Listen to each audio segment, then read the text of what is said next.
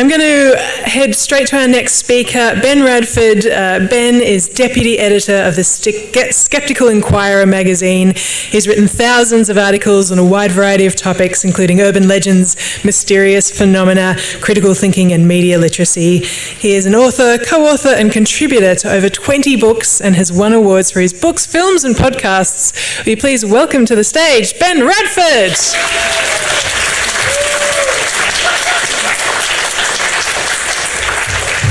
Thank you. This is delightful to see the crowd here, and I want to thank the Australian skeptics and everybody for having me out. This is a real treat. I've never been to Australia before, and I have to say I was warned that everything in Australia would try and kill me. So far, nothing has tried to kill me. I don't know if I'm doing something wrong or just it's early in the day, but we will see. So just briefly, a little introduction. As she mentioned, I've been editor or managing editor for Skeptical Inquirer for 25 years or so. But the other hat that I wear, not at the moment, but the other hat that I wear is investigations, and so that's probably what I'm best known for. And a couple times a year, a TV producer will contact me wanting me on their show. And there's often a sort of terse conversation where I try and divine just how serious they are about bringing a skeptical, science-based perspective. And this is one of the shows. So if I can... Okay, so I'll be talking about a TV show and I'm sure it's available everywhere. This one was called Mystery Quest, and I'm on one of the seasons here. And in this particular case, it was a case where, again, the producer contacted me, and she said, "Yeah, we're doing a show called Return to the Amityville Horror." I'm like, "Okay, I've researched the Amityville Horror story. I know about it." And she says, "Yeah, we're filming in L.A." I said, "Amityville it's on the other coast. Amityville it's near New Jersey." She's like, "We'll fix it in post." So I was not optimistic about how this shoot was going to go, as you will see. So we were sent to a place. We flew to Long Beach, and the Amityville. It turns out the Amityville hook was because everyone's heard of Amityville Horror, and a few people had heard about this place, which is called Wolf Manor. And this is where this alleged haunting occurred. And so this is where we did some filming. So I'll show you the image in a second. So it's in Clovis, California. It's still there in case you want to check it out. And as is often the case with these stories, they immediately go to the history of these haunted houses, or allegedly haunted houses. I was brought on as a token skeptic, which I always am. So in TV, of course, they have 52 minutes of people saying, "What was that? Oh my God, who was that?" And then I get about 40 seconds to say, "Well, actually, I don't," and then, "Thank you for coming, wonderful to have you," so on. So in this particular case, it was built in the 1920s by an Italian immigrant named Matteo Andreotti. It was converted into a sanitarium in 1942. It was purchased and converted into a nursing home in 92. It was bought by a man named Todd Wolfe, a man who I met, and it was renamed the Andlebury Estates. And he turned it into a fake haunted house. This is where the story gets even more interesting because it was later renamed Wolf Manor in honor of the owner, Todd Wolfe, and he decided that it was not in fact a fake haunted house, it was a real haunted house. The transition from this being a fake haunted house to real one was curious to me. It has been featured on several TV shows, including by TAPS, the famous Ghost Hunters TV show. So this is what the place looks like. It is, there's no electricity there, which of course makes it extra spooky because, no lights. There's a porta-john in the back, which you don't see on camera because it doesn't look as scary if there's a porta-john in the back. And as always in these TV shows, there's what's called the hero shot. There's Todd Wolfe doing his. I was asked to do something like this. And I did a couple poses, I was trying to make it as sexy as I could under the circumstances. So let's see, next slide. There we go. There's me Not the best shot of me, but it's what they got.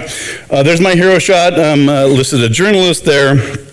Sometimes skeptic, sometimes, well, I've been called many names, but that's one of the most prominent ones. So again, I was brought in there to be the sort of token skeptic. There were two other groups that were there. There was a group called, I call him Demon Dave Considine and his Boo Crew. It was two men and a woman who were self-styled exorcists, and I'm watching them unload all this stuff, and it's all the typical gear and stuff coming in and coming out, and I'm just sort of sitting there. I think the shoot was, over the course of 3 or 4 days. And I'm just there to basically investigate and sort of observe what these other people are doing. And they just, all this gear, cameras, cases and cases, all these Pelican cases, all this sort of stuff. They're being very serious, setting things up in cameras, and we're going to detect ghosts. I was like, all right, we'll see about that. So they were there, and there was also a psychic named Mel, who you'll meet in a bit, and her boyfriend. Well, it later turned out that they were rooming together, and there was a bit of scandal because he was married. Apparently, the producers didn't know that, so his girlfriend was along, and none of my business. Anyway, so this is what the inside looks like. Now, that is, of course, fake blood because, again, formerly fake haunted house, now a real haunted house. Lots of spider webs and this and that. There's a elk, or I don't know what that is. Anyway, so you can sort of see typically what the stuff there is. So in order to prepare for this, I wanted to get a sense of, okay, well, if I'm going to try and explain some of the phenomena going on here, I need to get a sense of what people are claiming has happened there. So I went to a report by a woman named Virginia Marco, and she gave sort of, I'll just go through these very quickly. She saw a male ghost in the living room. It doesn't speak. On one small table, George saw a picture with a man and a woman in their 60s. George said, Virginia, look at this picture. Who do you think they were? And that was the male ghost in the living room. Typical sort of ghost stuff. If you've seen ghost television shows, this is pretty much par for the course. And she said in the kitchen she saw 3 ghosts, Bertha, Paul, and the last one. Now I'm wondering, how did they have name tags? How did Bertha, like, I'm Bertha? I many questions. William follows us around the house, so on. On the second floor, I saw the ghost of an old woman named Mary. It's often married, by the way. If you're ever at a haunted place and someone says there's a female ghost, Mary and Annie are very common, so assume that that's correct unless told otherwise. Mary told me she was very unhappy in the chair because it was supposed to be there, and she moved the chair. Anyway, you sort of get the sense of it. So she, and I love this part, so apparently the ghost told her that she likes to sit in the chair. Now, of course, ghosts could presumably be wherever they want. I'm not sure why the ghost is confined to a chair. I know why we sit in chairs, because we have corporeal bodies. A ghost could presumably sit wherever the hell she wants. Anyway, and then I looked at a different one. And so, again, this is Mary's room. So this is one of the most haunted places in this particular place. And if you move a chair into a different location, she'll move it back. Now, as a sort of science-based investigator, I love this. Why? Because it's what we call falsifiable. So okay, we move the chair, the ghost is pissed off, we move it back, she's not pissed off. We can use this. People reported being watched. Again, these are from paranormal and psychic groups. And here we have another common claim. Around midnight, the entire team was exhausted, as you might expect. It's tiring scaring each other in the dark. She was unable to photograph mysterious lights because of constant battery drain, even when new batteries were placed in the cameras. So again, this is another common claim. I'm sure it's the same here in Australia, that ghosts drain energy from batteries and so on. There we go. New batteries brought into the home were not used but also dead. And of course, there were dowsing rods, because why wouldn't there be? So yes, there was. This is a great part. All three were present. Heard the metal kitchen doorknob turn once and then back again. Anne stopped and went to inspect the doorknob. However, upon walking to the door, there was no doorknob. Now, I can think of several explanations for this. I imagine you can as well, because you're smarter than these people are. There we go. Oh, yes, there we go. Oh, my God, this is just shocking. Like, well, clearly we must have heard a doorknob, and there you go. So, let's see, next slide. Oh, Marion claims. Okay, so in doing these investigations, one of the first things I try to do is parse out what are we investigating here, right? What are the falsifiable claims that I can do? As mentioned, Mary, the ghost, one of the primary ghosts, opens and shuts doors. So this is testable. Batteries mysteriously drained. There's a ghost photo in the kitchen, which I'll get to in a second, because of course there is. This is actual quote, hell is unleashed if Mary's room is disturbed. Again, I'm like, yeah, I will do this. I will sacrifice my well-being and sanity to test this.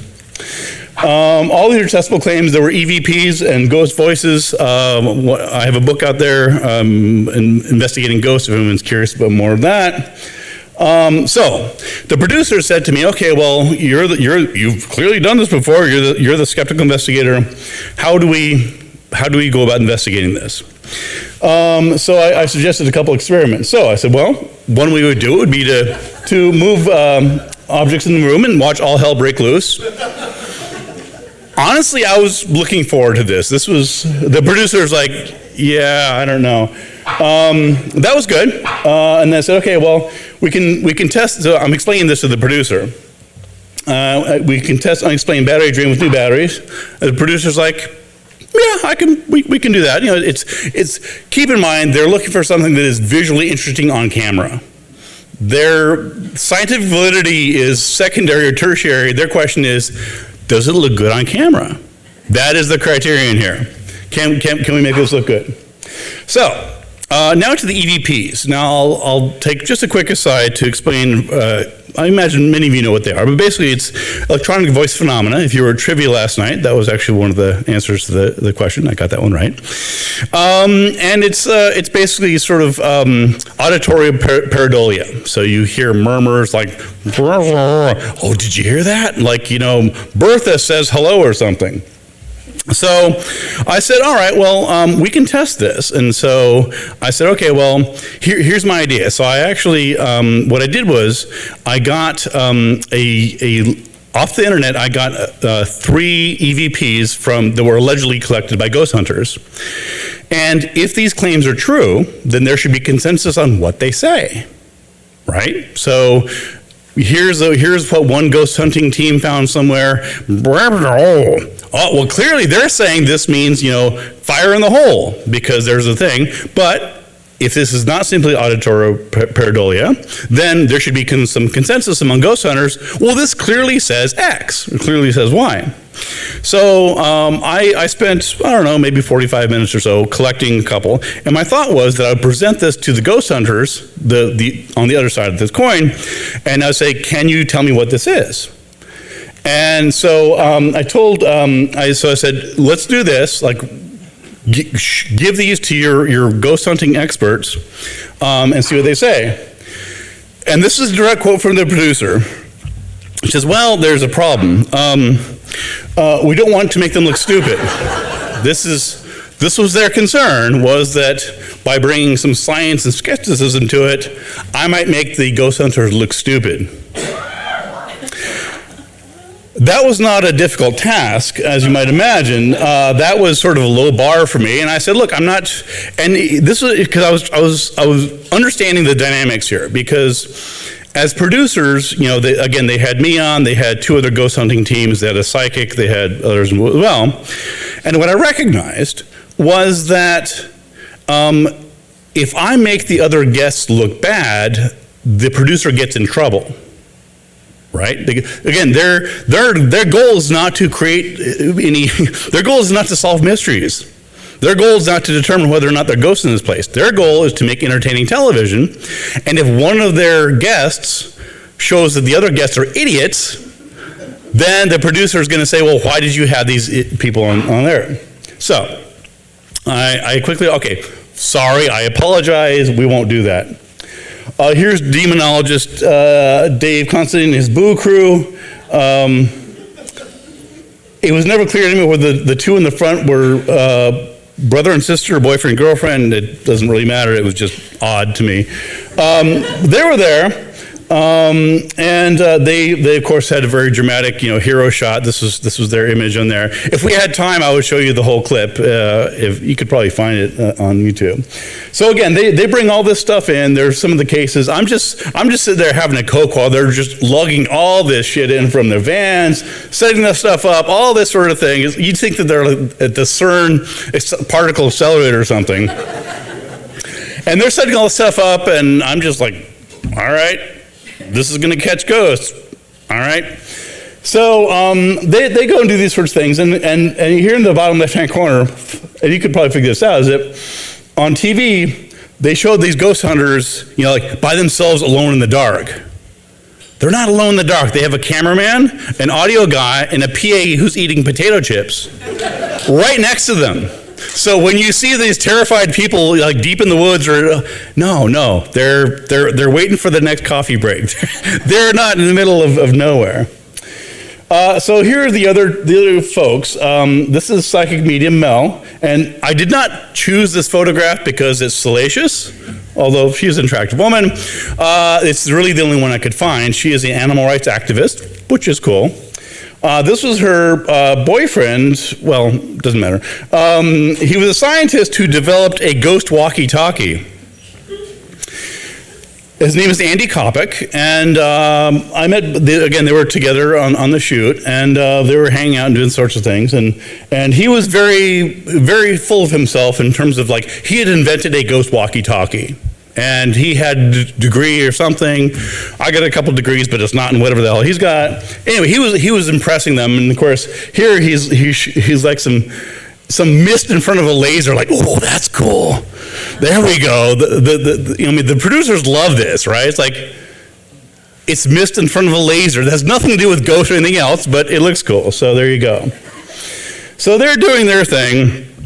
And again, they arrived as a couple, and were clearly, again, she's a psychic, he's a ghost hunter investigator. And I'm going to sort of skim through this because there's a lot to cover, but I'll sort of hit on the main stuff. So Mel and Annie, the cute odd couple, seem to be channeling a drunken ghost with a TV crew in tow. So they would sit in a circle, much like you might expect in a seance or what have you. And they would sit there and they would like to...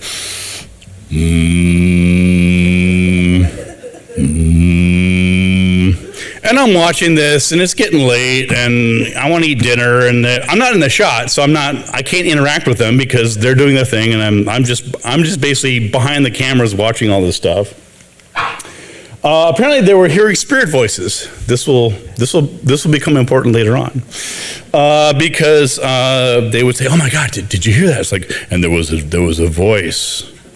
There was neither one of their voices, and the crew was like, "Oh wow, this is wild!" I'm like, and I couldn't get close because again, I'm not in the shot. I'm behind the scene. There's no lights in there anyway, except for the lights that they needed for filming.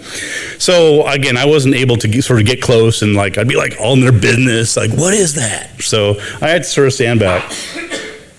So Mel would wave her arms and meditate and ask questions of the spirits, and Andy would watch and sometimes join in with his gizmos nearby. Now he had several gizmos. This is a shot from the film, from the TV show, and so again, I'm just behind the camera in here, and they're sort of dramatically lit, sort of doing this seance or whatever the hell they were doing. And so he had this ghost walkie-talkie here, which, as you might imagine, does not actually detect ghosts or communicate with them, or it beeps. To be fair, it beeps. It lights up. Kind of cool if you like things that beep and light up. A colleague of mine, Kenny Biddle, at the Center for Inquiry where I work, he's done lots of work on this. So if you're interested in ghost hunting gadgets, Kenny Biddle is the guy to go to. Anyway, so Mel and Andy, they're doing their thing there. Meanwhile, the Boo Crew. So again, I'm just like, what is going on here? How did I get this shit show? So Mel and Andy are doing their little seance thing. The Boo Crew is wandering around now. So they were, I think they were sincere. They seemed to be sincere. They did a prayer for me, which I guess I appreciated. They were like, okay, well, they offered me some holy water. I'm like, I'm good. I'm not thirsty. But it was important to them that I sort of, keep the energy up. So they were walking around. They were doing what's called provocations. So if you've ever seen any ghost hunting TV shows, it's basically because a lot of ghost hunting TV shows, it's sort of waiting. It's like, if there's a ghost here, make yourself known.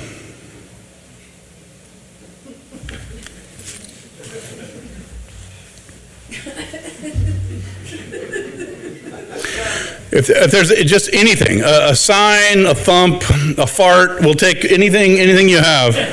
And so because this is typically not useful, they go back and oh, here we go. Let me back up here. Oh, so here we go.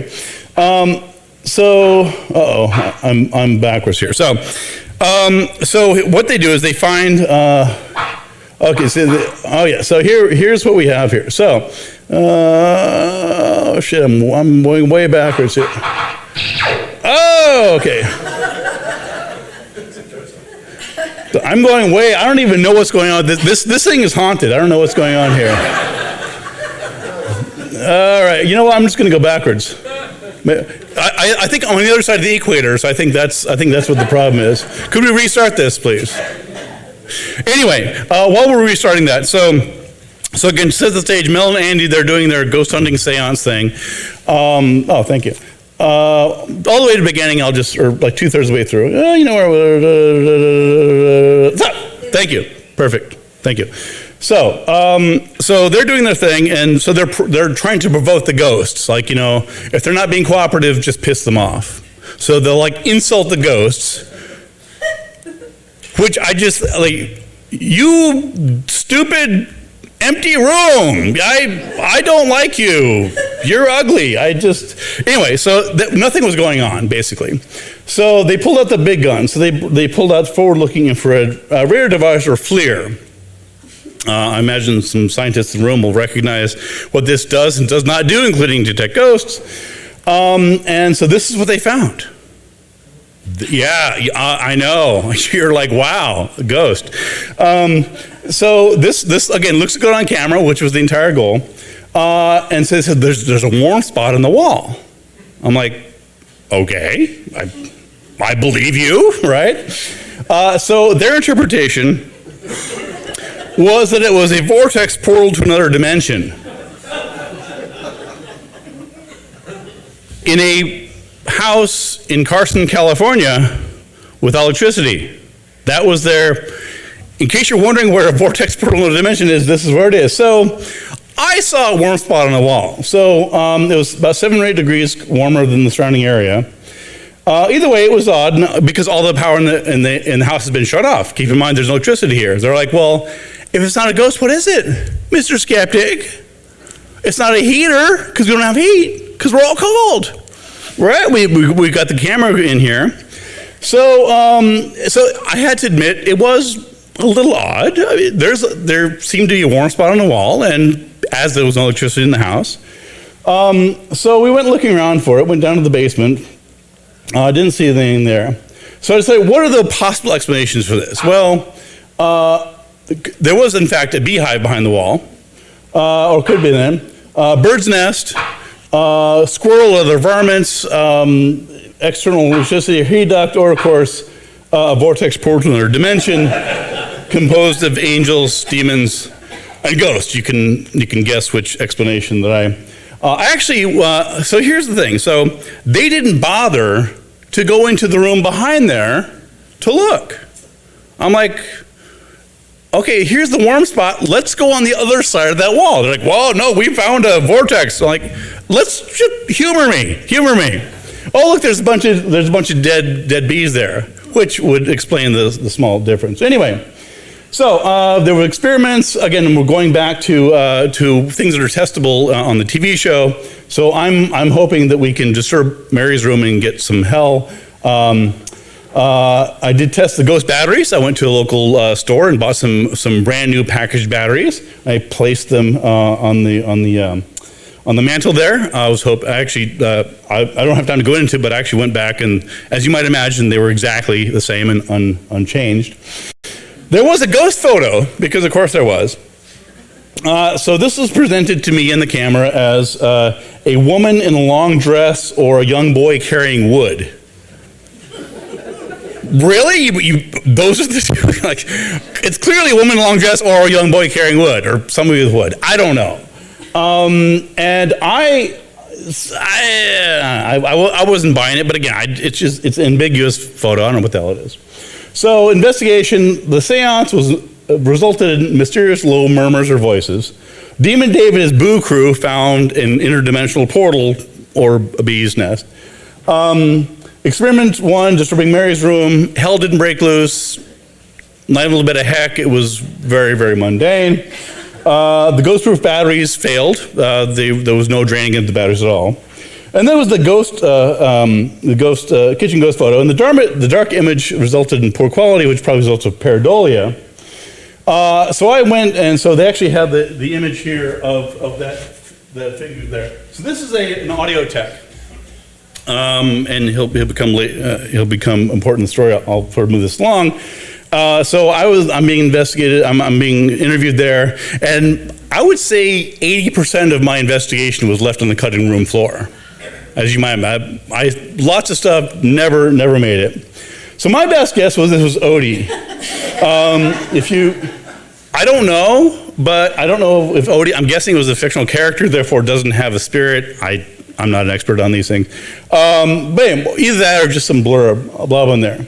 So here's where things get a little more interesting, because this was one of the things that I really wasn't sure that I could explain or not. So what about the spirits contacted by Mel and Andy? Again, this is a scene from the TV show. You can watch it yourself. Here's some of the signatures that's like, oh, here we go. Here's what we saw. So the next morning, over breakfast, because again, it was like a three-day shoot. Next morning over breakfast, I'm chatting with one of the audio guys.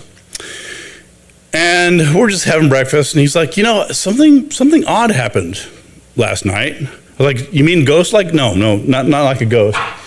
So to understand how this works, basically on a TV shoot, there's two types of mics. There's lav mics that sort of fit on your shirt. And they're called boom mics, which sort of go overhead. They look like the big balloon things, and they sort of do that. And what this audio guy noticed that no one else on the set could have noticed, because they weren't listening to the audio, was that there was something very interesting that happened during the Mel and Andy seance when the mysterious ghostly voices appeared in the scene. Oddly enough, because he was listening to all the different tracks. So oddly enough, they only came from Andy's mic. Odd, right? So the ghost voices only came from one microphone that happened to be on Andy's lapel. They were not ambient, they were from his lapel. So am I saying that he faked ghostly voices? Yes, I am. He faked ghostly voices. That's exactly what I'm saying. Andy, you can sue me if you want. Talk to my lawyer. On the TV show, it is listed as inconclusive. So I actually went to the producers and said, so I in due diligence, I feel ethically bound to tell you that I believe that one of your other cast members is faking ghost activity. They did not want to hear this. That was not what they had on their bingo card for that day, was one of their guests exposing one of the other guests. So we're just going to go for inconclusive. So anyway, I'm slightly over. So basically, here's what happened in a nutshell. There was no evidence of anything strange or bizarre other than, of course, the other people who were there. There was the Carson ghost. I'm not going to go into that. Basically, we then moved. We moved to a different location, which is odd because presumably all the ghosts were at one location. We went to Carson, California. We're back in Andy's office. The guy who I had just caught the night before, sort of, maybe you're not doing something sketchy. And anyway, I won't show you the clip. It's on YouTube if you're curious. So a chair moved from this to this. And I'm like, okay. So this part actually did make to their credit, my investigation into the haunted chair did make the cut. There was also a wall that fell down overnight, and of course this is all sort of tied together in ghostly stuff. And I investigated the haunted cubicle. I found out that I viewed the video and audio with Andy. I examined the wall mounting. Was it a wall of mystery, a wall of ghostliness, a wall of voodoo? One of my favorite 80s bands, a little shout out to them, Mexican radio. So no, in fact, it was metal fatigue, it was material fatigue. So it got heavy and it fell over. And so I took a close look at it, and it was very clear that the screws were actually very loosely sunk into the paneling. It was clearly that's what it was, not a ghost. But of course, in that context, anything will suffice as a ghost. It wasn't anchored very well, so there's that. And there's me on the camera, and I noticed something odd is that the screws it was actually off kilter, which makes it all the more more of a problem with material fatigue and load bearing. So the screws were very shallow, partition wall couldn't sit flush with the wall, and so on. Then there's a haunted chair, which I mentioned had moved slightly. I analyzed it a couple times, and I did my own experiment recreating it, and there's my experiment on the right-hand side. Again, I won't bother to show you the clip because you can probably imagine what happened. I basically tugged loosely on a wire and did exactly what you might expect if somebody off camera, not that there were any hoaxers in the room, mind you, but, so yeah, anyway, haunted chair, again, there's me doing the clip there. So this is where I had to, on camera, tell Andy that I suspected that someone may have been hoaxing here. That was a little awkward for me because, like, well, I think somebody may be pulling a trick here. I don't know who, Andy, but you might want to look into this, my friend. Anyway, then there was a second ghost. I'll spare the details, but it was similarly uneventful. So we had the Andy Ghost Ventriloquism Hour and the Demon Dave and his Boo Crew Scared Themselves Shitless Comedy Review, and that was the end of it. So I investigated about a dozen paranormal claims. I did not find demons, devils, or any evidence of the paranormal or evil entities of any type. I did find people who sincerely believe that ghosts and demons were hiding behind every door. People who will apparently fake ghostly evidence, and insight into the conflicting motives of TV ghost hunting shows. If you're interested in seeing more of this, again, it's still available as far as I know, probably on Netflix or Hulu or something. That is the episode I'm on. There you go. And there's for more of my books. Thank you.